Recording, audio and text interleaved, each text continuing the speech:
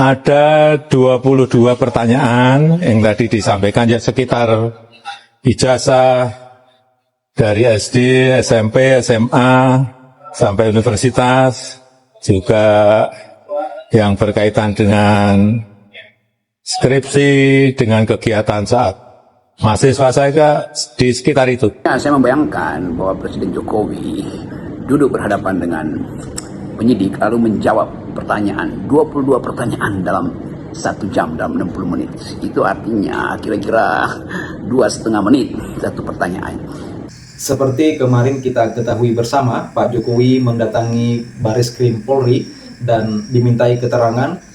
Menurut keterangan 22 pertanyaan yang dijawab oleh Pak Jokowi. Komentar saya satu, kalau boleh kita masyarakat Indonesia memberikan award kepada Bareskrim atas pemeriksaan yang luar biasa cepat ini. Ya, bayangin, 22 pertanyaan hanya dalam waktu kurang dari 1 jam. Masuk itu 947, sudah saya hitung tadi, keluar 1042. Berarti 22 pertanyaan itu bisa diselesaikan, satu pertanyaan itu kira-kira hanya 2 menit. Pertanyaan apa yang bisa diselesaikan selama 2 menit, Mbak Cynthia? Jadi artinya kita kan pernah tahu klarifikasi di Bareskrim itu nama. Masa itu sudah disiapkan, kecuali kalau selaku ahli, biasanya kita dikirim dulu melalui file alamat itu. Jadi di situ kita tinggal tanda tangan, tinggal baca lagi. Kapan waktu ngeprintnya, ya? Kapan waktu kemudian mendengarkan nama bapak lengkapnya? Jadi bagaimana kita bisa mengevaluasi kedalaman pertanyaan penyidik itu atau jawaban Jokowi itu seperti menjawab multiple choice. Karena tidak mungkin pendalaman itu dieksploitasi jawaban itu 22 jawaban dalam 60 menit itu. Saya pernah diperiksa di tempat yang sama dan harus minimal 4-5 jam itu hanya untuk menjawab 20 pertanyaan tuh. Jadi kelihatannya bukan kita mempersoalkan kualitas pertanyaan atau kualitas jawaban Pak Jokowi, tetapi kedalamannya mungkin belum diperoleh dan jelas kecukupan yang dimaksudkan oleh penyidik untuk dilimpahkan ke kejaksaan itu sudah tercukupi. Tapi dalam soal yang menyangkut pidana, tetap saya berpendapat bahwa yang hadir di depan penyidik hari ini adalah Jokowi sebagai warga negara yang merasa terhina atau merasa disebarkan kebohongan atau hoax oleh Roy Suryo CS. Padahal sebetulnya deliknya itu terjadi, tempus delictinya itu dan locus delicti bahkan itu terjadi di istana ketika Jokowi berumah di istana, bukan berumah di Solo, berumah di Jakarta sebagai kepala negara. Kita mesti juga berikan konteks itu. Karena pada waktu kasus ini muncul menjadi skandal, sebetulnya skandal tanda petik, beliau masih presiden. Dan sebagai presiden, dia adalah pejabat publik. Dan pertanyaan rakyat terhadap pejabat publik itu bukan delik, kan itu dasarnya kan. Kenapa? Karena pejabat publik itu memakai ijazahnya pada waktu itu untuk dijadikan alasan administratif. Jadi nggak ada urusan dengan sebut aja menghina atau menyebar kebohongan. Publik bertanya ketika presiden masih menjabat sebagai kepala negara. Pertanyaan warga negara pada kepala negara, tidak ada delik di situ. Jadi masalahnya kenapa tidak dijawab ketika presiden menjadi warga negara? Supaya tidak ada kegaduhan bertahun-tahun kan. Ini juga satu problem yang mungkin akan dipersoalkan oleh para pihak pelapor tuh, atau mereka yang didakwa menyebarkan berita buruk. Sebetulnya ini bukan berita buruk, ini pertanyaan tentang syarat administrasi, itu ijazah yang harus diperlihatkan, bukan dalam upaya untuk menuduh atau bersifat kriminal. Jadi sekali lagi konteks dari soal ini adalah pertanyaan warga negara tentang keaslian ijazah Jokowi, bukan pertanyaan warga negara terhadap Jokowi, tapi terhadap kepala negara yang membawa ijazahnya ke KPU. Jadi ini soalnya akan panjang. Dalam bagian ini aja pasti akan ada debat akademis atau debat apa yang dimaksud dengan delik, apa yang dimaksud dengan subjek hukum. Ini akan panjang ceritanya. Nah, soal ijazah yang diambil lagi oleh Jokowi itu juga menimbulkan pertanyaan. Kan ijazah ini merupakan barang bukti yang harusnya diajukan dan diperiksa di pengadilan. Nah, kalau kemudian sudah diambil, nanti barang buktinya apa gitu? Yang sedang diduga oleh publik sekarang adalah apakah setelah dinyatakan misalnya ijazah itu asli, lalu deliknya selesai di dalam tahap penyidikan? Tentu tidak. Kan pemeriksaan itu asli atau tidak asli itu harus atas perintah pengadilan sebagai barang bukti. Kan barang bukti disebut barang bukti di depan pengadilan, bukan di depan penyidikan statusnya. Jadi kelihatannya Jokowi akan bawa lagi ijazah itu ke depan pengadilan, lalu diminta untuk dinyatakan asli atau tidak oleh keputusan pengadilan. Nah, kita mulai mencoba menduga apa yang akan terjadi kalau kejaksaan misalnya mengembalikan berkas untuk dilengkapi. Tentu kepolisian mengerti apa yang harus dilengkapi oleh penyidik untuk dilimpahkan dalam bentuk yang lebih sempurna supaya jaksa bisa menuntut secara lebih transparan sebetulnya. Transparan artinya dilengkapi soal-soal yang masih kabur supaya konstruksi tindak pidananya bisa dimengerti oleh jaksa. Ini juga akan jadi soal yang panjang dan kita bisa pahami justru di dalam soal dilaporkannya mereka yang menuduh Jokowi memegang ijazah palsu, maka tensi politik akan meninggi itu karena para pembela Jokowi pasti akan terus-menerus mendampingi Presiden Jokowi dalam sidang, lalu kontranya itu mereka yang mendukung para terlapor Roy CS itu juga akan ada di pengadilan, lalu adu spanduk, adu segala macam tuh. Tapi ini hiruk pikuk yang sebetulnya menguras energi dari Presiden Prabowo, karena Presiden Prabowo tetap harus kasih perhatian. Mengapa? Karena ini pertama kali mantan presiden itu akan dipanggil ke pengadilan dan itu sangat menyita energi dari Pak Prabowo. Tapi oke, kita lihat aja bagaimana akibat lanjutan dari keinginan Jokowi untuk melaporkan mereka yang dianggap telah mencemarkan nama baiknya. Padahal sebetulnya seperti saya terangkan tadi, kasusnya itu ketika beliau masih presiden sebagai kepala negara, warga negara bertanya tuh. Jadi tidak ada sebetulnya konstruksi delik di situ. Kan delik itu menyangkut subjek hukum dengan subjek hukum, bukan dalam kedudukan sebagai kepala negara dan warga negara yang bertanya kan.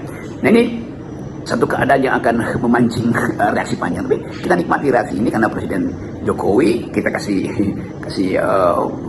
poin aja bahwa ya beliau kenapa baru sekarang melaporkan itu, dan kasus ini tentu akan jadi pelajaran.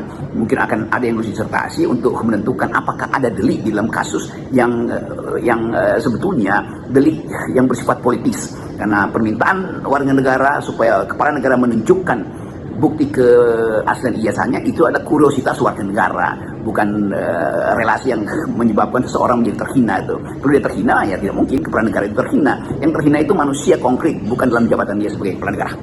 Jokowi kemarin itu juga mengaku sedih sekaligus dia menyatakan kasihan karena kasusnya ini dipastikan akan berjalan gitu ya. Tapi dia juga menyatakan bahwa perilaku mereka yang mempersoalkan ijazahnya itu memang sudah sangat keterlaluan. Ini sebelumnya dia menyatakan bahwa sudah menghina dia sehina-hinanya. Kok saya ngelihat ini kayak ambigu ya sikapnya Jokowi? Ya, ungkapan Presiden Jokowi, ungkapan Pak Jokowi sebagai warga negara yang tidak lagi punya jabatan, yang seolah-olah mendua, ambigu. Ambigu maksud saya, kan beliau mengatakan saya menyesal harus menyaksikan kasus ini tiba di meja pengadilan. Lalu dia mulai kan, dia menyesal bahwa pada akhirnya mungkin akan ada lagi orang yang dipenjarakan, Roy Suryo CS. Jadi kalau kita baca psikologi Pak Jokowi, dia antara ingin mengatakan kalian akan tahu rasa ya, tidak main-main, dan sebaliknya dia mungkin merasa bahwa kalau ini tidak diteruskan maka kasusnya akan jadi isu terus-menerus. Jadi di dalam kegambangan itu Jokowi mengucapkan sesuatu yang mendua antara menyesalkan karena dia mesti laporkan warga negara, dan itu belum pernah terjadi di dalam tradisi demokrasi, kepala negara melaporkan warga negara kan. Itu soalnya itu ngapain kepala negara melaporkan pemilik kedaulatan rakyat kan, dasarnya itu. Tapi kemudian dia mungkin sedikit satire mau menghukum lagi itu. Kan sudah bilang jangan main-main dengan saya, maka sekarang saya laporkan, maka terimalah kalian para Roy Suryo CS ini untuk menghadapi delik pidana di situ. Tapi sekali lagi saya tidak menghadapi delik pidana. Dan psikologi Pak Jokowi juga terlihat ada ketegangan, kegelisahan bagaimana impactnya pada keadaan politik kalau kasus ini jadi skandal pertama bahwa seorang mantan kepala negara itu ketika posisinya sebagai kepala negara justru tidak melayani warga negara, dan dia tunggu supaya seolah-olah ada pidana tuh, karena ini tinggal soal harga diri pribadi itu. Padahal kepala negara tidak boleh punya harga diri itu, karena kepala negara itu adalah posisi administrasi publik dan itu adalah fungsi itu.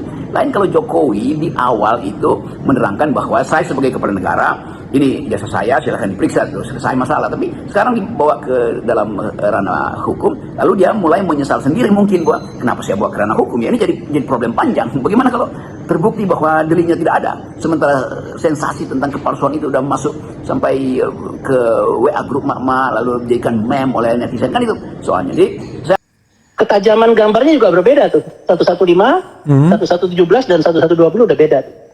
Oh, kalau lu pakai iya. Alat software itu lambangnya berbeda. daunnya berbeda, kelopaknya berbeda, tulisan Gajah Mada di lingkaran logo itu juga berbeda. Jadi bisa tidak hanya 10, itu kan baru satu huruf N dengan kelopak ya, ujung kelopak ya. Itu salah satu saja menunjukkan bahwa memang 1120 beda dengan 115 dan beda dengan itu baru satu huruf. Kalau kita ada ratusan huruf. Kalau kita simpulkan ya, ini kalau 1120 ini kaki A-nya itu keluar gitu ya.